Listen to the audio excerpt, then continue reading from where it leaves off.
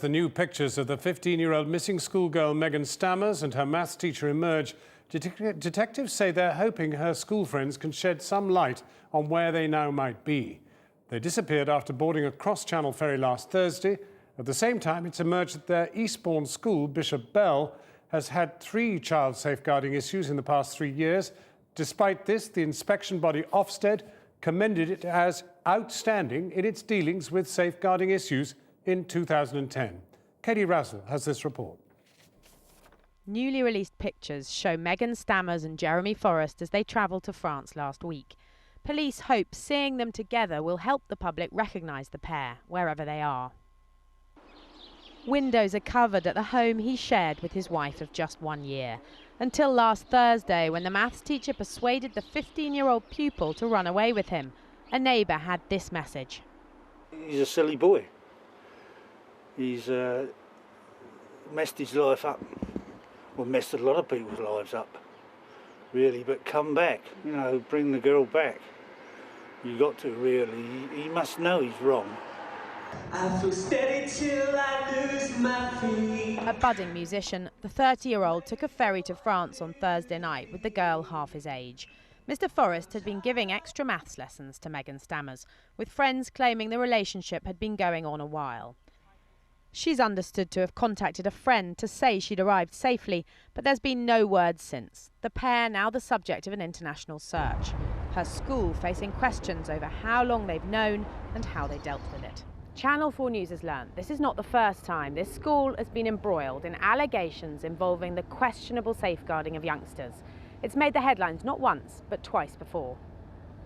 Robert Healy was a teacher here. 3 years ago, he was jailed for grooming and sleeping with 2 teenage girls at Bishop Bell.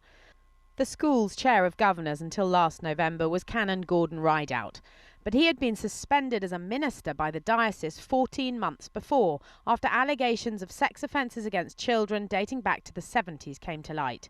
One of the responsibilities of his job at the school, safeguarding children. He's since been charged with 38 sexual offences against youngsters.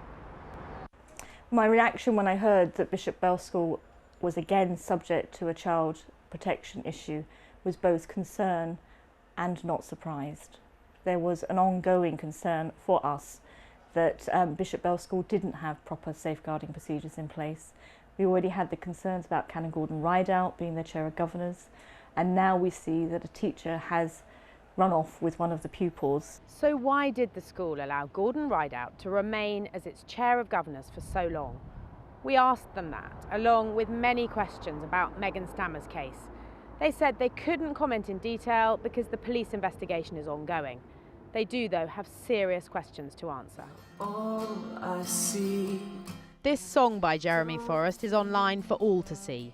It reportedly refers to a school trip when the pair were allegedly caught holding hands on the plane as they flew back from Los Angeles in February.